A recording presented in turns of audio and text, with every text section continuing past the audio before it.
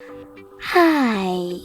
In front of me is Lenovo TAB M11 Plus, and today I would like to show you where you can locate all your downloads on this tablet. First of all, you need to find an app called Files. When you find it, click on it. Now, in order to use it, you need to choose Continue and click on Allow.